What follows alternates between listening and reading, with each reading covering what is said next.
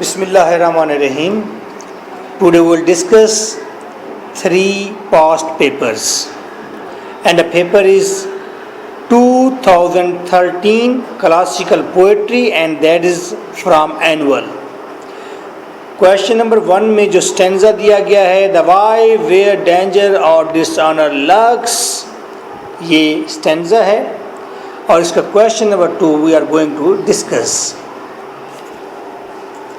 How far would you agree that Pope has successfully exploited the Mock epic form to satirize the fashionable 18th century English society in rape of the law? There is a mistake in this question. यहाँ पर लिखना था उसने epic form, उसने Mock epic form लिख दिया है. Paper में भी उसने सेम यही गलती की थी 2013 के अंदर. सवाल है कि हाँ, कहाँ तक आप एग्री होते हैं कि पोप ने कामयाबी के साथ एपिक के फ्रेम को वायोलेट किया है. उसने एपिक के फ्रेम को वायोलेट किया था ना, उसने मोक एपिक के फ्रेम को तो वायोलेट नहीं किया था. तो simple question is of mock epic. 3.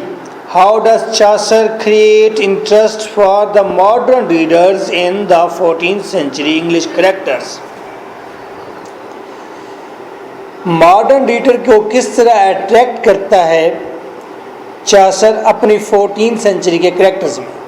क्योंकि हम कहते हैं क्रॉस सेक्शन मौजूद है, हम कहते हैं उसके करैक्टर अलाइव हैं और उसकी सिलेक्शन ऑफ करैक्टर्स बहुत अच्छी है, और वो करैक्टर्स आज भी हमारे इस पीरियड में पाए जाते हैं, चाहे वो क्लर्जी से रिलेटेड हो, लेबर से रिलेटेड हो, या वो किसी ऑनरेबल प्रोफेशन से रिलेटेड हो, आई मीन डॉक्टर्स या surgeon. Elaborate your answer with reference to at least 4 of his characters in the prologue. अब prologue के 4 करैक्टर कम अज कम डिस्कस करें इस सिनेरियो में. तो very simple, you have to tell them the beauties and qualities of prologue and you have to discuss the strong 4 characters in it. For examples. Question number 4. How far do you agree to the statement that in Paradise Lost, Milton has justified the voice of God to men? Explain your answer with arguments. अगर हम Paradise Lost complete देखेंगे, then we can say that maybe he justifies the voice of man to God. कि Milton ने अपने पहले page के ऊपर अपना पर्पस एम डिक्लेयर किया था. क्या कहा था उसने? सर ऊपर उठाएं. ये डन है. अच्छा, मिल्टन ने क्या कहा था बेटा, याद है? उसने कहा था जो फर्स्ट बिलियन से इंसान की. उसने अपना पर्पस एम बताया था. उसने कहा I may assert the eternal providence and justify the voice of God to men. मैं बताना चाहता हूँ कि खुदा हमेशा हमेशा के लिए मेहरबान और देने वाला है, और मैं इंसान को रास्ते बताना चाहता हूँ गॉड के, जो इंसान की तरफ आते हैं. Justify the voice of God to men. मैं खुदा के रास्ते बताना चाहता हूँ जो इंसान की तरफ आते हैं. गॉड ओमनीपोटेंस है, गॉड बहुत ही काइंड है, मेहरबान है, माफ़ करने वाला है. That was the purpose. अब पैराडाइज लॉस्ट 1 पढ़ने के बाद हमारे जहन में ये आता है, यहाँ तो सैटर्न है, यहाँ तो सैटर्न एक हीरोइक कैरेक्टर के तौर पर सामने आया है. देन हम डिसाइड करते हैं कि पैराडाइज लॉस्ट 1 के अंदर मिल्टन ने जस्टिफाई नहीं किए गॉड की वॉइस. उसने किसके रास्ते जस्टिफाई किए? सैटर्न के रास्ते जस्टिफाई किए, जैसा कि ब्लेक ने क्लेम किया था. ब्लेक ने कहा था instead of justifying the voice of God he justified the voice of Satan to man. Clear? तो लेकिन आप यही कहेंगे कि ओवरऑल देखा जाए तो ओवरऑल 12 वॉल्यूम पढ़ेंगे तो जस्टिफाई किया है उसने गॉड के रास्तों को, मे भी उसमें भी. लेकिन पैराडाइज लॉस्ट 1 को पढ़कर आप स्ट्रेट फॉरवर्ड रहें, सैटर्न इज हीरो, और ज़हरी बात जस्टिफाई भी उसी के वॉइस हुए. फिर उसके ऊपर फिलॉसफी कर सकते हैं. Actually Satan is the mouthpiece of Milton himself because of political scenario. मुश्किल लगे कोई बात तो पूछ सकते हैं. 5 discuss Donne as a metaphysical poet. बहुत मुश्किल सवाल आ गया मेरे ख्याल में, नहीं है? अच्छा, ये बुक में मौजूद है। Write a note on the flight of rejected lover in Thomas white. आप थॉमस वाइट ने पोएम में बताया है हुजो, वो कौन सी उसकी पोएम है? हुजो लिस्ट फॉर हंट, जो उसको शिकार करना चाहे, नाकाम मोहब्बत करने वाला एक लवर के सामने आया। फिर उसने कहा दे फ्ली फ्रॉम मी, एक बार मेरे साथ थे अब सारी चली गई हैं। तो हमें वाइट की पोइट्री में एक रिजेक्टेड लवर मिलता है, यानी कि आप उसकी 3, 4, 5 पोएम्स डिस्कस कर दें तो ये क्वेश्चन इजीली हो जाता है। सर इसकी एक पोएम भी है, उसका भी क्रिटिकल लिख सकते हैं। कौन सी बेटा? Rejected lover। हाँ, लिख सकते हैं बिल्कुल। हाँ, I will say। Write a critical note on the following topics: the character of Eve, the character of Parson लिया है उसने चासर में से, और लोग to the contributory tales, Eve का character book 9, paradise lost book 9। Sir combine करना चाहिए ना, समरी पढ़ लें उसकी, ठीक है, मटेरियल आ जाएगा। अगर मज़ीद डिटेल में जाना चाहते हैं तो पैराडाइज लास्ट 9 इंतहाई आसान है, और ये मेरी हैबिट है, मैं आसान चीज़ें नहीं पढ़ाता। ना मैं वाइट ना सरे का भी इंटरेस्ट से पढ़ाता हूँ, ना मैं 9 पढ़ाता हूँ इंटरेस्ट से। तो ये बात जब आप यूनिवर्सिटी में जाएंगे, वहाँ पर आपको पुराने या नए कोई फेलोज़ मिलेंगे, वो एक बात कहेंगे कि इस एकेडमी में सबसे मुश्किल चीज़ें कराई जाती हैं, ये कोई अजीब ही लोग हैं। मैं कहता हूँ आसान जो है ना बच्चे खुद कर लें, मुश्किल जो है वो हम उसके साथ करें तो वो कोई और ग्रोथ होती है। 4 राइटर कर लिए हैं। अगर कोई क्वेश्चन ऐसा आ जाता है जो बिल्कुल समझ ही नहीं आता, हाँ तो उसको बस स्किप कर दें, बेहतर कि गलत लिखो या हाँ, ये ठीक है, बिल्कुल सही है, बिल्कुल सही है। पहले ऐसा होता था कि लोग 3 बुक्स तैयार करते थे और पेपर पास करते थे। फिर बाद में उन्होंने कुछ ऐसा किया कि हर शख्स को 4 बुक्स तैयार करनी पड़ी। पॉसिबिलिटी है कि वो किसी पेपर में ऐसा कर दे कि जिस शख्स ने 5 बुक्स पढ़ी हैं वहीं पेपर चेंज कर सके। 2 क्वेश्चन वो ऐसे दे देता है, सपोज वो ड्राइडेंट का कोड दे देता है किसी भी राइटर के ऊपर, डैशेस का कोई क्रिटिक दे देता है छोटा सा, भाई इसको एलेबरेट करें, आपको वो समझ ही नहीं आया तो 2 सवाल ज़ाया हो गए आपके, तो बाकी 3 का ऑप्शन ही रह गया। इस तरह आपने अगर कोई एक्स्ट्रा बुक की होती है, यानी कि सारी की होती हैं, तो कोई चांस ले सकते हैं। जिसने सारा कोर्स किया उसको पूरा चांस है पेपर चेंज करने का। जी सर, प्रोज की मैंने क्वेश्चन पढ़ा था कि क्या ज़्यादा अच्छा है, प्रोज मतलब किस चीज़ को ज़्यादा कॉम्प्रिहेंसिव लेते हो, प्रोज को कि पोएट्री को? ये क्वेश्चन आप कितना लिखेंगे प्रोज के ऊपर? सर बहुत अच्छा लिखा जा सकता है। सर आप पहले बताएं आपको अच्छा क्या लगता है, प्रोज अच्छा लगा या पोएट्री? पोएट्री अच्छी लगी है, तो आप कहें कि प्रोज जो है ड्राई है और पोएट्री जो है उसके अंदर प्रोफेसी है, उसके अंदर रिदम है, उसके अंदर एंजॉयमेंट ज़्यादा है। आप ये तमाम क्वालिटीज़ पोएट्री की आप लिख दें, आप मिल्टन की पोएट्री क्वालिटीज़ लिख दें, आप जिस पोएट को जानते हो उस पोएट का रेफरेंस दरमियान में डाल के कहें कि देखें इसकी पोएट्री कितनी अच्छी है। और प्रोज में तो इतनी बड़ी बड़ी बुक्स हैं और क्रिटिक हैं, उसके अंदर जाएँ, दैट इज़ ओनली फिलॉसफी और that is drab, dull and boring according to your point of view, क्योंकि आपका इंटरेस्ट है। हाँ डेफिनेटली रेडर्स ऑफ, समझे कि असल में आप readers of poetry he create कर रहे हैं, वहाँ पर डिफेंस दे रहे हैं पोएट्री को। और अगर मैं आपकी जगह पर होऊंगा तो मैं शायद प्रोज को रेफ़र करूँ, क्योंकि मेरे उसमें फेवरेट राइटर ठहरा हुआ है, यानी कि बर्टन रसल। मैं प्रोज को डिफेंड जाके करूँगा, इवन कि मैं खुद पोइट हूँ, मैं मेरी मतलब है एक बुक भी आ चुकी है पोएट्री के ऊपर, लेकिन मैं फिर भी फेवर रसल, क्योंकि रसल को मैं नहीं नाराज़ करना चाहता। हाँ यस, अनपॉपुलर एकेडमी।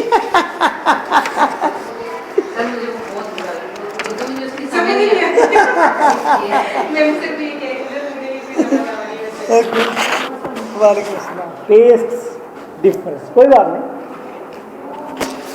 कोई ना कोई राइटर ऐसा होता है जो आपको इरिटेट करता है।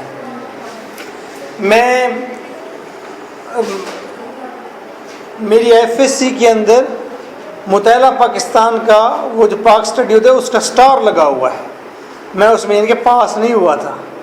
फ्रॉम द बिगनिंग मुझे हिस्ट्री से गुस्सा था, from the beginning. wanna go? Okay. Thank you very much. Late आएंगे, मैं काम स्टार्ट करा दूँगी, ठीक है? बाकी टीचर आपके साथ रियायत करेंगे। मैं थोड़ा सा पुराना हो गया हूँ तो इसलिए अब कंप्रोमाइज़ नहीं करता। 2013 supplementary, first stanza, his purpose lost and does not show his face. Okay?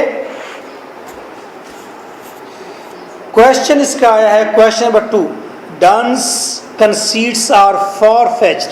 कंसीड्स तो होती फॉर फेच्ड सिमिलीज हैं।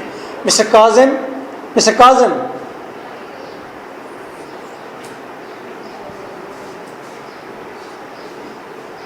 okay, Duns conceits are far-fetched, his imagery is obscure.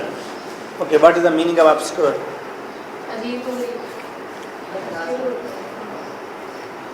ठीक है, इमेजरी उसकी obscure है। उसने कौन सी इमेजरी इस्तेमाल की है? इमेजरी का मतलब इमेज, तस्वीरें जो वो क्रिएट करता है। गार्डन में क्या है? अंधेरा है, बादल हैं बहुत ज़्यादा। वो कह रहे हैं अजीबोगरीब इमेजरी इस्तेमाल करता है। दो लवर हैं, बैठे हुए हैं, और वो कहते हैं ऐसे बैठे हुए हैं जैसे कि दो फूल होते हैं, और वो किसी दरिया के बैंक पर होते हैं, किनारे पर होते हैं। मतलब वो इमेजरी है उसकी। सेम लाइक उसने कहा मैं एपिटोम हूँ, मैं कब्र के ऊपर एक छोटा सा गुंबद हूँ। तो उसकी इमेजरी तस्वीरें जो पेश करता है, थोड़ा सा हम कहते हैं ऑब्स्क्योर है, डिफरेंट है। आप इसको ले सकते हैं एक वक्त में, अगर वो कहता है कि he has describe the best imagery, आपको कहते हैं, या यूनिक इमेजरी आप वो कहते हैं, तो फिर भी आप यही चीज़ें डिस्क्राइब करेंगे और कहेंगे ये यूनिक हैं, अच्छी हैं। तो बाज़ बात आप कहते हैं कि नहीं, अगर वो कहते हैं ऑब्स्क्योर हैं, अजीब व गरीब हैं, ऑड हैं, तो आप उसे बयान करेंगे दीज आर ऑड, और ज़्यादा ऑड ही है मेरे ख्याल में।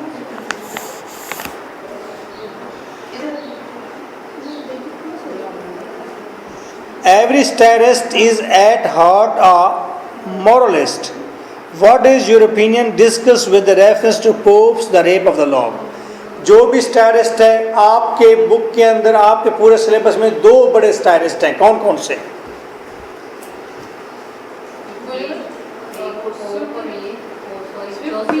स्विफ्ट और पोप, ये बड़े दो स्टायरिस्ट हैं, ठीक है? Chaucer is but he is mild one, ठीक है? तो ये बड़े स्टाइलिस्ट हैं। वो कहते हैं कोई भी स्टाइलिस्ट होता है उसका पर्पस क्या होता है? देखो लिखा हुआ है, नहीं बेटा देखो नीचे देखो, बुक पर देखो, हाँ मॉरलिस्ट होता है।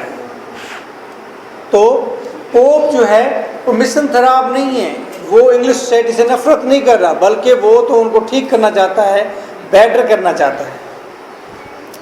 लेकिन आप जब आप पार्ट 2 के अंदर आएंगे तो आपको दिलचस्प इंकशाफ होगा, ये जो मॉरलिस्ट होते हैं बड़े गलत किस्म के लोग होते हैं। मैं इसकी डिटेल में नहीं जाऊंगा, अभी आप यहीं तक रहेंगे कि वो मॉरल देना चाहता है, अच्छा करना चाहता है। अब इस दौर के अंदर आप बच्चों को एडवाइस करते हैं घर में, तो रिएक्शन क्या आता है? चलो मैं नॉर्मल एक क्वेश्चन करता हूँ। बच्चों को आप एक दिन में 5 एडवाइसेस करते हैं। उन्हें कहते हैं कि कान अच्छी तरह धोने हैं, बुक्स अपनी सारी मैनेज करके रखनी है आपने, और शूज़ अपने बिल्कुल ठीक करके पहने, और कमर सीधी रख के सर ऊपर सीधा रख के बैठना है आपने। अच्छा गुस्सा आएगा जी? नहीं आएगा, फॉलो नहीं करेंगे। 3-4 दिन मुसलसल अगर हम उन्हें ये बातें कहेंगे या इस जैसी नसीहतें 5 करेंगे तो वो चिड़चिड़े हो जाएंगे, हैं? ओह माय गॉड, बिल्कुल सही है। अच्छा आप इसी चीज़ को लें, जस्ट 20 years बिफोर जब आप और हम सारे छोटे थे, हमें भी एडवाइस की जाती थी, तो हम कैसे लेते थे? हाँ डर था, हम कर लेते थे, फिर भी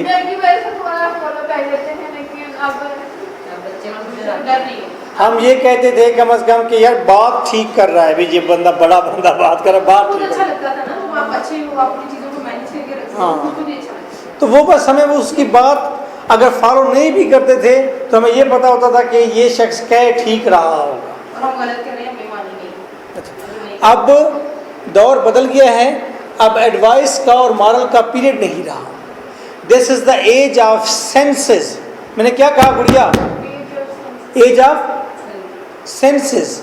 ये डिफरेंस है. एक जगह पर लिखा हुआ है पार्क के अंदर फूल मत तोड़ो, ठीक है, फूल मत तोड़ो लिखा हुआ है. एक जगह पर पार्क में लिखा हुआ है शाइस्ता और नरमो नाजुक चीज़ों को ज़्यादा ज़्यादा फलने फूलने का मौका देना चाहिए. कौन सा कोट इस दौर के मुताबिक बेहतर होगा? सेकंड वन, बिकॉज उसके अंदर कैपेसिटी ज़्यादा है और सेंस है कि ना सिर्फ फूल को बल्कि किसी और खूबसूरत चीज़ को, कांच की बनी हुई, शीशे की बनी हुई मोबाइल है या कोई चीज़ भी खूबसूरत है, उसको नहीं तोड़ना. अदरवाइज वो फूल बेशक नहीं तोड़ेगा लेकिन वो मोबाइल में भी तोड़ दे, कोई वो शो पीस ज़रूर तोड़ दे, कोई अच्छी खूबसूरत पेंसिल तोड़ दे, रेज़र तोड़ दे, कोई चीज़ तोड़ दे. तो वो कहते हैं सेंस दें.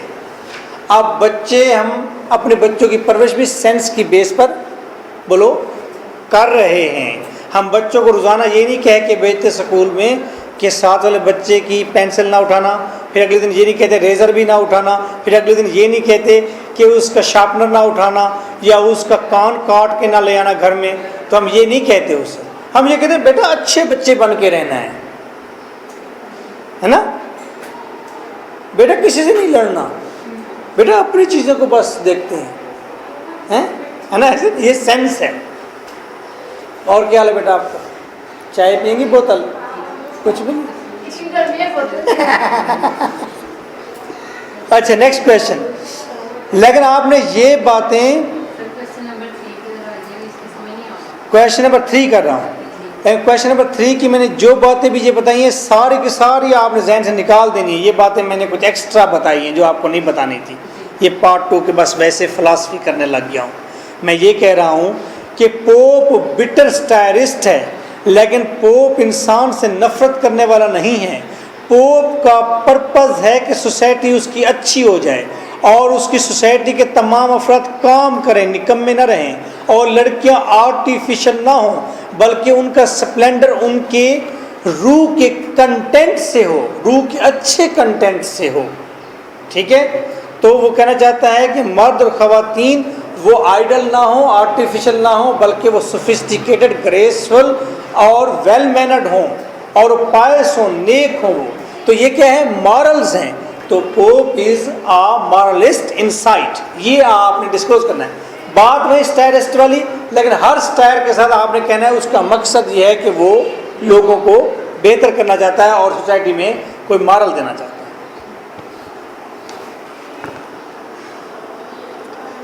4. Discuss Surrey's contribution to the development of English sonnet. 5. Discuss Chaucer's portrayal of female characters in the prologue. prologue के अंदर फीमेल कैरेक्टर कौन कौन से आए हैं बेटा? फ्रायरिस, वाइफ ऑफ बैथ, वो आपके सिलेबस में नहीं है.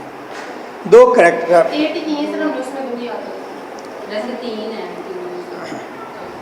ठीक है. तो 2 कैरेक्टर्स को आप डिस्कस करें, 2 को डिस्कस कर लेंगे और बताएंगे कि वेमन के बारे में चासर का क्या ख्याल था, वो उन्हें कैसे लेता था. बहुत माइल्ड रवैया था एज़ कम्पेयर टू शेक्सपियर और डन और पोप और इवन के स्विफ्ट. इनके मुकाबले में उसका रवैया बहुत माइल्ड रहा है, बहुत अच्छा रहा है. उसने कैरेक्टर वो लिया है जिसके अंदर ड्यूअल पर्सनैलिटी थी. प्रेरिस को ले लें, वो शौकी भी थी, बड़ी वो हॉट सेक्सुअल मूड की भी थी, लेकिन उसके बावजूद भी उसने उसको बयान भी किया है, लेकिन उसको वेल मैनर्ड शाइस्ता तरीके से किया, कंडेम नहीं किया. क्रिटिकल नोट लिखना है.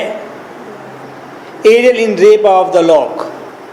रेप ऑफ द लॉक के अंदर एरियल की बात करनी, यानी कि सुपर नेचुरल मशीनरी. 12 नंबर का है, 3.5 पेज का. द नाइट, नाइट का करैक्टर लिखना है. अब जिसने टेक्स्ट पढ़ी होगी वो इस सवाल को चेज कर पाएगा. Is Saturn as portrayed by Milton attractive to human imagination? Discuss with reference to Paradise Lost. क्या इंसान इसको ह्यूमन इमेजिनेशन को अट्रैक्ट करता है, यानी कि जो ही सैटर्न को हम पढ़ते हैं तो क्या हमारे जहन में सैटर्न का विजन खड़ा हो जाता है? सैटर्न वाकई हमारे जहन के अंदर एक टावर की तरह खड़ा हो जाता है। ठीक है, O profound has hell receive thy new possessor, one who brings a mind not to be change by place और time, the mind has its own place in itself, can make a heaven of hell, a hell of heaven. यानी कि जब वो बात करता है, speeches करता है, तो ये टावर लाइक कैरेक्टर, ऐसे जैसे बुर्ज खलीफा खड़ा हो। देखा है? अभी तो देख के आया हूँ मैं। अच्छा, ये यहाँ पर एंड होता है। Paper 2014 classical poetry, first stanza, is it possible? इसे क्वेश्चन नंबर 2 देखें। Compare the summoner with clerk and prologue to the Canterbury tales. Summoner का करैक्टर आप पढ़ेंगे, क्रिटिकल एप्रिसिएशन तैयार करेंगे, फिर उसको क्लर्क का पढ़ेंगे। क्लर्क का यहाँ पर मतलब है स्कॉलर या परलोक के अंदर, और इसको स्टडी करके दोनों करैक्टर्स आप बयान कर देंगे। अगर समनर का फेस एक्सप्रेशन देना है कि उसके फेस कैसा था, तो क्लर्क के बारे में बताना है कि वो लीन था, पतला था, उसकी अपीयरेंस कैसी थी। अगर आपने समनर के ड्रेसिंग की बात करनी है तो क्लर्क के ड्रेसिंग की बात करें एक पैराग्राफ के अंदर। समनर की क्वालिफिकेशन, एबिलिटीज़, क्वालिटीज़ की बात करनी है तो क्लर्क की भी बात करें वो। इस तरह एक पैराग्राफ में कंपेयर एंड कंट्रास्ट कर दें। तो 5 क्वालिटीज़ को लें, 5 चीज़ें डिस्कस कर दें। ठीक है। Discuss Donne's treatment of women in poetry. Women को कैसे ट्रीट किया है? मेरे ख्याल में उसने वेमेन की प्रेज़ भी की है, वेमेन से लव भी किया है, और वेमेन के बारे में उसने कुछ चीज़ें आउट ऑफ रेंज ऐसा भी कहा है कि वो बेवफा होती है। जिस तरह की भी जहाँ जहाँ वेमेन की जिस मूड में उसने, वेमेन के बारे में कई मूड्स हैं, 5 और 6 मूड्स हैं उसके। मैंने अपनी की बुक के अंदर भी लिखा है इसको कि उसके लव पोएट्री के कितने मूड्स हैं। फिर वो बताया कि उन औरतों के बारे में जब उसने पोएट्री की है जो कि उस वक्त की अरिस्टोक्रेटिक लेडीज़ थी, तो उसका मूड कैसा था। जब उसने मोहब्बत की तो उसका मूड कैसा था। बहरहाल वहाँ से आप कलेक्ट कर सकते हैं। वेमेन के बारे में जो बातें डन ने की, जैसी की, अपनी बिलवेड, अपनी वाइफ के बारे में, या किसी और कैरेक्टर के बारे में, वक्त की कोई और कैरेक्टर थी जिससे उसको मोहब्बत हो गई थी, तो अब सारी बातें लिख दें। हाँ, वेमेन के बारे में जो बातें सारी आ जाएंगी जो मोस्ट स्ट्राइकिंग है। 4. Discuss the significance of supernatural machinery in Rape of the Lock. वहीं एरियल, सेल्फ, वो सारा कुछ लिखना है। 5. Paradise Lost shows Milton as Christian humanist, using all the resources of European literary tradition that had come down to him, biblical, classical, medieval, Renaissance. Discuss Milton's Paradise Lost. सवाल बड़ा है, सवाल बहुत अच्छा है। इस सवाल के लिए मेरे ख्याल में मैं पेपर सेटर होता, मैं यहीं एक सवाल दे देता और कहता आपको, आपके पास 3 आवर्स हैं, आप इसको डिस्कस करें, तो आप 3 आवर्स में इसको बहुत अच्छा डिस्कस कर लेते। लेकिन अब आपको 45 मिनट्स में इसे डिस्कस करना है। सवाल बहुत सिंपल है। जब मिल्टन ने पैराडाइज लॉस्ट लिखी है तो उसने उसके अंदर बाइबल का इस्तेमाल किया है। ठीक है। उस दौर तक जो भी लिटरेरी डिवाइसेस इस्तेमाल हो रही थी, लिटरेचर के अंदर जो कंसेप्ट इस्तेमाल हो रहे थे यूरोपियन लिटरेचर में, उसने सारे थीम्स लिए हैं, वैसी सारी बातें की हैं, वैसी सारी टर्म इस्तेमाल की हैं। उसने ग्रीक ड्रामा, ग्रीक एपिक्स की जो कन्वेंशंस थी वो सारी इस्तेमाल की हैं, यानी कि ग्रीक मैथोलॉजी या ग्रीक लिटरेचर का भी इस्तेमाल किया है उसने। मेडिवियल दौर का इस्तेमाल किया है। मेडिवियल दौर जब हम कहते हैं तो उसका मतलब ये है कि मजहबी दौर जिसके अंदर डकॉट ठहरा हुआ है। Because I think therefore I am, क्योंकि मैं सोचता हूँ मैं हूँ। ठीक है। ये मेडिवल वो पीरियड है जिसके अंदर देवता, गॉड उसके चेहरे को तराशा गया, उसकी क्वालिटीज़ को तराशा गया, उसके रंग रूप को वाज़े किया गया, उसकी क्वालिटीज़ वाज़े की गई। उनको कोई और काम नहीं था, बस रिलीजन रिलीजन रिलीजन। एक नई चीज़ थी रिलीजन, उसके ऊपर काम कर रहे थे। जैसा कि आज नई चीज़ क्या है? मोबाइल, इंटरनेट है। इंटरनेट के ऊपर रोज़ से रोज़ नई एप्लीकेशन आ जाती है। तो इसी तरह उस वक्त रिलीजन एक नई चीज़ थी और लोग उसके ऊपर काम कर रहे थे। और सब ज़्यादा काम किसने किया? फिलासफर्स ने किया। उन्होंने ये सारी क्वालिटीज एलाबरेट की। ठीक है, बाद में चाहे किसी के हिस्से में किसी के नाम लग गई, भाई ये फ़िला साहब ने कहा, ये फ़िला साहब ने कहा, वो मिडीवल एज में ये सारा काम हुआ है। ओके, तो मिडीवल एज में अगर रिलीजन की बात की गई है तो क्या इस बुक के अंदर रिलीजन की बात है? क्या बात है? शाबाश, बात ही हेवन से शुरू हो गई। गॉड की बात है, सैटन की बात है, ईव की, एडम की, सारी रिलीजियस बातें हैं। ठीक है, तो ये रिलीजियस भी इसके अंदर आउटलुक आ गई। मिडीवल पीरियड आ गया। क्या इसके अंदर कोई रिनाइसा की क्वालिटी है? रिनाइसा, इस लफ्ज़ को पढ़ते हैं रिनाइसा। रिनाइसा किसे कहते हैं? Individualism and worldliness. ठीक है, इसके दो क्वालिटीज़ हैं, अपनी ज़ात के बारे में सोचना और दूसरी बात दुनिया के अंदर रहना, दुनिया से मोहब्बत करना, दुनिया में तरक्की करना, दुनिया के बारे में सोचना। ये दो बड़ी क्वालिटीज़ हैं। इन दो हेडिंग्स के नीचे, ऊपर मैंने लिखा रेनेसां, नीचे मैंने दो हेडिंग दी, एक दिया इंडिविजुअलिज्म, दूसरी हेडिंग दी वर्ल्डीनेस। और इन दो हेडिंग्स को फिर यकजा करके चार नीचे, छह नीचे और क्वालिटीज बना दी। Lust for beauty, knowledge, lust for power, lust for power, lust for power. Okay, and और क्या है? लस्ट फॉर वेल्थ थी। आप बता रेनाइसा की कौन सी क्वालिटी मौजूद है पैराडाइज लॉस्ट के अंदर? लस्ट फॉर पावर मौजूद है। ठीक है, तो रेनाइसा की क्वालिटी आ गई। और इस रेनेसां के अंदर जो करैक्टर थे, जो लोग थे, इंसान थे, वो रेबल थे। किसके? मिडीवल एज के, रिलीजन के। तो यहाँ पर गॉड से बगावत करने वाला एक सॉलिड करैक्टर मौजूद है, सैटन। तो रेनेसां मौजूद है। सवाल बहुत अच्छा है कि मिल्टन ने अपनी इस पोएम के अंदर उसने बाइबल का तज़किरा किया। बाइबल का तज़किरा आप किस तरह प्रूव करेंगे? क्या रेफरेंस लिखेंगे? एडम, ईव, क्राइस्ट का जिक्र किया, एंजल्स का जिक्र किया, गॉड का जिक्र किया, बाइबल है। क्लासिकल बात की गई है। क्लासिकल कौन थे? ये जो क्राइस्ट से पहले के लोग थे, क्राइस्ट से पहले जो ग्रीक लोग आए थे, और जैसे कि सोफोक्लीस है, एस्किलिस है, यूरिपिडाइस है, ये बड़े बड़े नाम हैं जिसके अंदर प्लेटो है, अरिस्टोटल है, फिसागोरस है, सोक्रेटिस है। ये सारे बड़े बड़े नाम हैं किसके? लिटरेचर के, फिलॉसफी के। ओके, ये सारे कौन हैं? इन्हें कहते हैं हम क्लासिकल। शाबाश, इन्हें ग्रीक भी कहते हैं, क्लासिकल भी कहते हैं। ओके, तो ये क्लासिकल का कोई रेफरेंस, इसके अंदर एक क्लासिकल राइटर है, उसका नाम है होमर, एक है उसका नाम है विर्जिल। उन्होंने क्या लिखी थी? एपिक पोएम लिखी थी उन्होंने। किसने? होमर और विर्जिल ने। वो पोइट थे। होमर वाला ब्लाइंड पर्सन जी।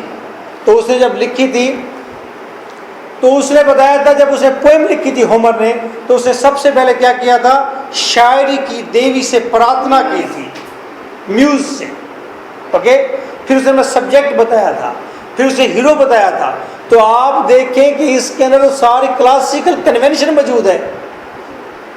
मैं वही बात कर रहा हूं जो सवाल आप पढ़ चुके हैं कि paradise lost is the epic poem, तो वो क्लासिकल बात है सारी। तो इसके अंदर क्लासिकल एलिमेंट मौजूद हैं। मिडीवल दौर, मिडीवल दौर की क्या खूबी है? इसमें रिलीजियस है बातें। अच्छा, रेनेसां, रेनेसां की क्या क्वालिटी है? रेबल हीरो है और हेल, वो कह रहे यहीं मैं राइन करूंगा। To me reign is worth ambition, so in hell, better to reign in hell than serve in heaven. जाके जब मी से कह देना, देखा जाएगा। उन्होंने कहना better to know in hell than serve in heaven.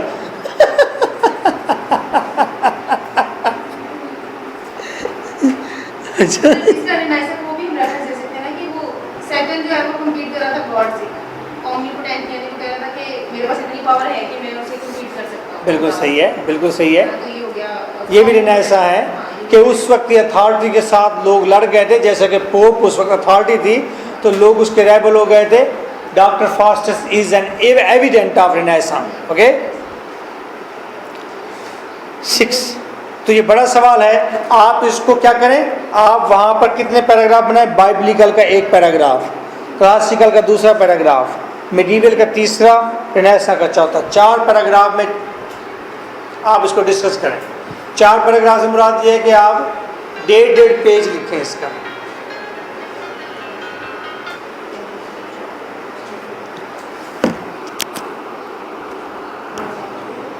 Question number 6, compare and contrast wide and सरे एज सोनिटर्स। दोनों की क्वालिटीज लिखनी है, दोनों के अंदर कोई अगर डिफरेंस है वो लिखना है। Write a critical note on following the wife of Bath they flee from me. इनकी क्रिटिकल एप्रिसिएशन लिखनी है। तो अब आपको अंदाज़ा हो गया, मेरे ख्याल में जो हमने पढ़ा है इसके अंदर 2 या 3 या 5 क्वेश्चन ऐसे हैं जो थोड़े से कॉम्प्लिकेटेड थे, अदरवाइज सारे क्वेश्चन कैम्प्रीहेंसिव थे। ओके